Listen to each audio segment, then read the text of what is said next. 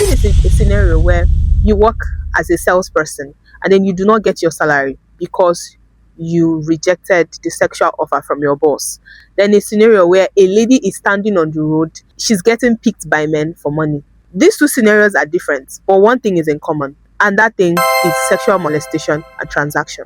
My name is Lillian, and you're welcome back to our podcast channel. We'll be discussing the relationship between sexual molestation and the growing number of sex workers, especially in Africa. I know this is going to sound very controversial, but I can tell you that whatever I tell you here is facts. I have my facts and my research right.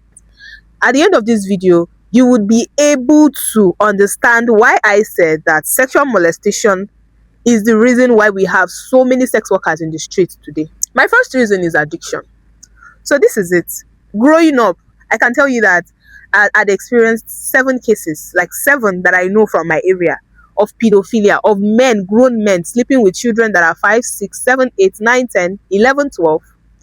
And then I've also seen scenarios where a 13-year-old girl is sleeping with a man who is 30, 29, 25, 18, as the case may be. And then you hear them saying it in the secret that she agreed, did I rape her? So they think rape is when you force yourself on a girl, forgetting that when you are sleeping with a minor, it is also rape. This is what sexual molestation does to people who are still growing, minors. It's either it makes you very very repulsive of men. You probably do not want to, because of what happened to you when you were a child. You start hating whatever that has to do with sex, or you start loving it. Like I said, addiction. So people start these things from small.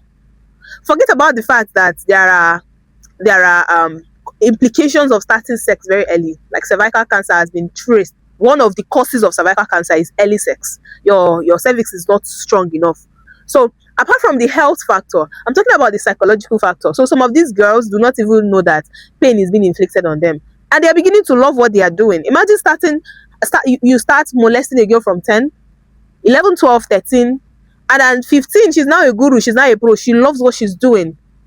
And she knows that, okay, men like to do this with me, and when they do it, they give me something.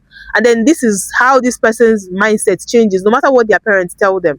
I'm telling you that this is what our environment had always been, and it still is. Some people are very privileged to have parents that protected them from these things, but not everybody has that privilege. And not everybody can speak to their parents about the things that are happening to them because of the shame culture. So what I'm trying to say now is she's beginning to love what she does, and she's beginning to enjoy it, and she's beginning to see the benefits of, if you give me this, I give you that. You give me this, I give you that. So now she's a sex worker. She does what she loves. She loves it. She cannot tell you that the reason why she's doing it is because of condition. It is not every babe outside there that is doing sex work for the sake of condition. Some are doing it because they love it. Some bankers love their job. Some bricklayers love their job. So many people, you hear people say they love their job. Sex workers also love their jobs. So now there is a root of where this started. That is my first point, addiction. So the second point is in our workplaces, in schools, right? No, I don't think there is any Nigerian woman that will come out and say that. If there is, maybe it's just 20% out of 100 that will come out and say that they've never been sexually molested, especially in workplaces. So many people get jobs. Okay, now we live in a patriarchal society where it is most of your bosses are men. Like, it is them who build power. So for you to get to the carcass of, I'm a woman, I want to start working, I want to start doing something for myself, all thanks to the men that have sense. But there are still some of them who are infiltrating these industries. So I'm going to make instance, because while I'm telling you this, I'll be telling you stories. So I knew of a lady. She works as a sales girl. That was why I used that as a first instance. She works as a sales girl. Her salary is 15,000. Like, before she enter traffic and get to the house, it's 9. She wakes up around 5 to work. And she's very hardworking. It's not like she's lazing around. But this is where her problem started. The boss wanted to sleep with her, and she refused at first. She be no one do am. How much is her salary? 15,000. And then you are sleeping with her for her to retain a 15,000 naira job. Now you will say, why did she not leave the job? Is it easy to be walking up and down looking for another job? Like, did you keep job anywhere? So rejecting it, what makes you think that the next person is not going to be like the other person?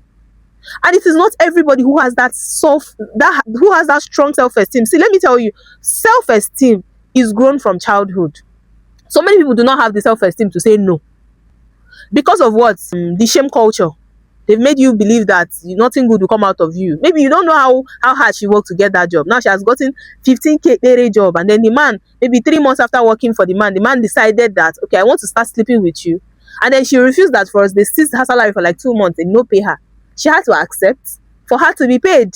So imagine this kind of a person getting convinced tomorrow and being told, why are you doing this? Why are you working for somebody for 15,000 when you can be in the streets and make something more than that? Because what is the difference between you sleeping with your boss whom you are working for money and going outside there to collect the same money from different men and making more money?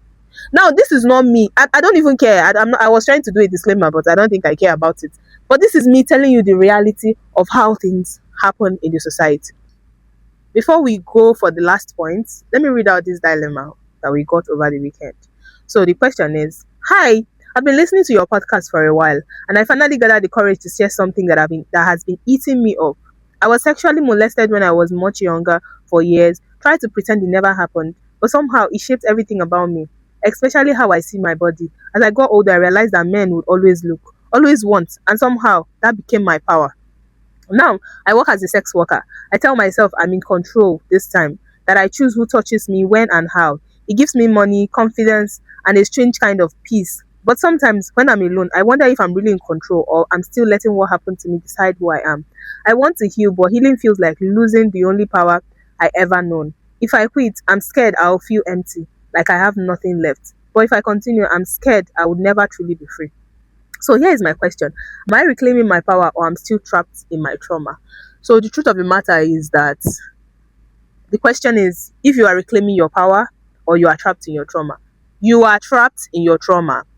And I'm not even going to say that you are not trying to reclaim your power because that is all that you need. Like you said, it happened to you when you were young, and now waiting you know when you small, now you go know as you dey grow. So there was a tool on your self-esteem, and the only way you know, the only thing you know about getting it back is by tolling through that same route. Now you find yourself very impressionable, you find yourself very attractive to these men, and you felt like instead of letting yourself being used, instead of being putting yourself in a situation where you are being molested, it's better you monetize it because everybody needs money.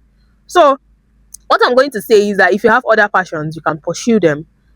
I know people that are passionate about sex work, but for you to ask this question, it means that you are getting tired of where you are and you need to be in a better place. So if you call it reclamation of power, I would also say you should try something else and be sure that that is not the only option that you have. You can try therapy, you can try talking to somebody. It's not always very easy, but all I can say to you is that as much as you call it reclamation of power, and I also agree it's reclamation of power, I believe that the reason why you sent this dilemma is because there is other ways that you can reclaim your power from something else that wouldn't make you question yourself. Because if you would have to question yourself over and over again, then something is wrong somewhere.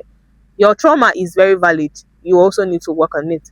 So my last reason why I think sex work is linked to sexual molestation is because of the shame culture in Nigeria. So the thing is, some of us have mothers, we have aunties who love us, but we cannot confide in them. We can't talk to them about what is wrong with us. We do things on our own. When we have problems, we cannot talk to them. Do you know why? A girl will be raped in the streets, and the best thing to do is to tell that child to not talk. Even if it is not a child, even if that person is 28, 30, they will tell you no, no, no, no, no, no, no, no, shout them. You know why? So that it will not count as one of the things that will discredit you from getting married. What if somebody comes to marry you tomorrow and they hear that they raped her, or armed robbers came to her house to rob her and they got her raped? So if they get you raped, you are supposed to hide it so that society will not see you as damaged. So we also have a problem, and we also have a part to play in the reason why people would continue to conceal their shame until they get to a point where that jar breaks and they break out and they no longer care about. That's why they used to say, hey, our generation, children nowadays, where is the shame? Because there's a way you do something to a point that it gets so saturated that that person no longer cares, and it gets their mind stronger. The only way you can control somebody is by being there for them, is by coming through for them. You cannot control somebody that you are always opposing. You get? So that's it. If you can step out of shame culture and stop making people feel guilty about being victims.